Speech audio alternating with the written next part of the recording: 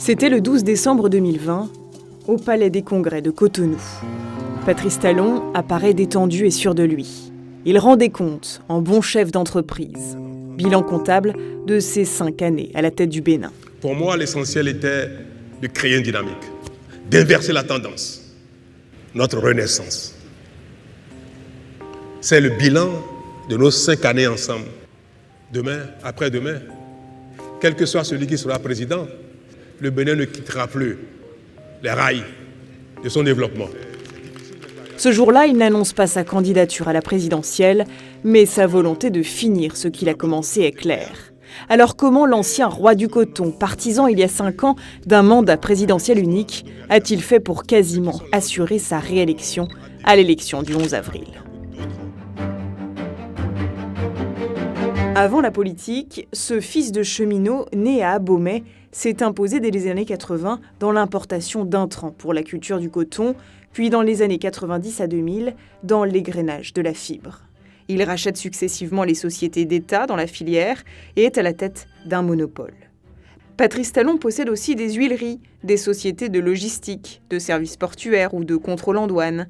Il est actionnaire dans le secteur bancaire et hôtelier, chez lui, mais également en Côte d'Ivoire et au Burkina Faso. En 2015, Forbes estimait sa fortune à 400 millions de dollars, ce qui faisait de lui le 15e Africain francophone, le plus riche au sud du Sahara et la première fortune du Bénin. Un entrepreneur à qui tout sourit, certain de son génie. Ainsi, dans une interview au Monde, il explique. Ça va vous choquer, mais ce que je fais, c'est d'abord pour moi-même. Je pense à moi tout le temps. Je sais que le ciel m'a donné quelque chose. J'ai un certain génie. Je voudrais désormais que ce génie ne soit pas juste le mien, mais qu'il serve mon pays. Le 6 avril 2016, Patrice Talon est le premier entrepreneur à accéder au pouvoir en Afrique de l'Ouest. Mais le pouvoir, il en connaît les coulisses depuis longtemps. Il doit son enrichissement à des subventions et à des appuis politiques. Les présidents, Nicéphore Soglo, Mathieu Kérékou et Thomas Boniyahi ont tous fini par craindre ce patron devenu trop puissant. Contrairement aux rumeurs et aux supputations, je peux vous affirmer que je n'ai jamais sollicité une quelconque faveur auprès des gouvernants pour la promotion de mes affaires. Des casseroles, Patrice Talon entraîne plusieurs en 2016 lorsqu'il se présente à la présidentielle. À commencer par les multiples procédures judiciaires lancées en France, en Suisse et au Bénin contre l'ancien roi du coton, comme se plaît à rappeler alors son opposant Lionel Zinsou. Vous savez, puisque vous êtes impliqué dans 10 procédures judiciaires, il est important que la justice ait des moyens. Car quand les justiciables, comme vous, sont beaucoup plus puissants que la justice, c'est un problème. Mais l'affaire qui a fait le plus de bruit, c'est celle de l'empoisonnement de son prédécesseur, Thomas Boniyahi, dont il a financé plusieurs campagnes électorales avant de se brouiller avec lui.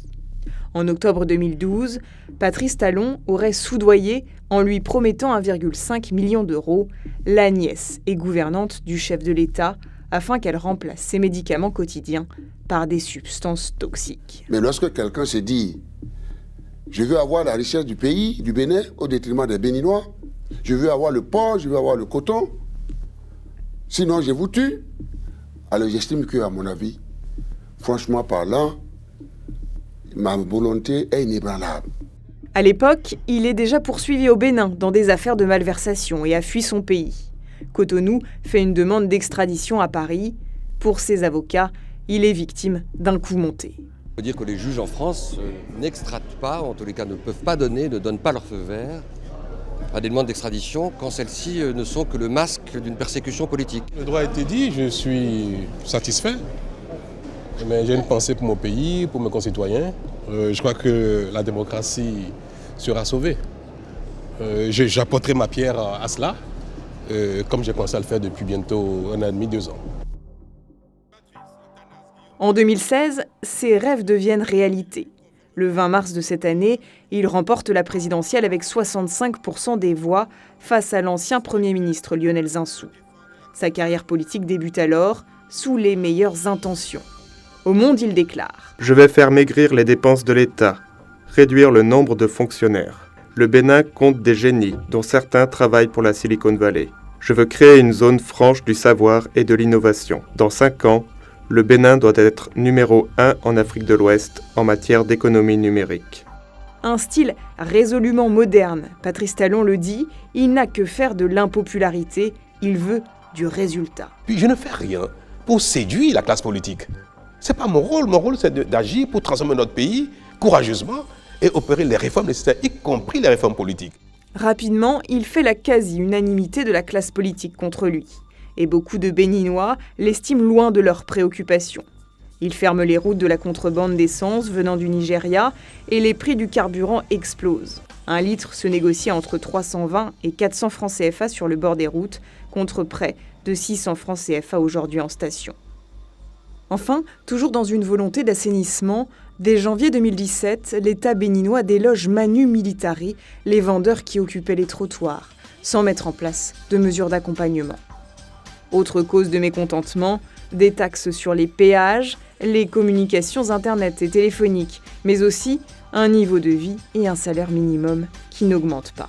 Le peuple ne veut pas de cette gouvernance où son pays est dirigé comme une entreprise privée et où les citoyens sont traités comme des employés d'un patron qui n'a aucun compte à leur rendre.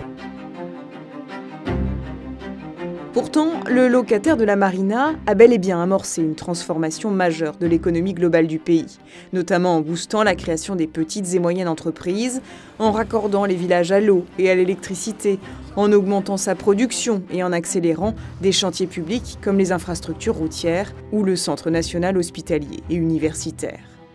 Dans un contexte ouest-africain où la majorité des pays sont entrés en récession, le Bénin tire son épingle du jeu.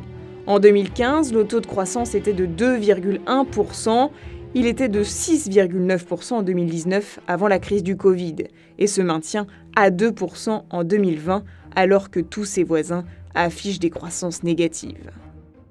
L'émission de 2 eurobonds d'1 milliard d'euros au total montre que les banquiers internationaux ont confiance dans la bonne gestion du pays.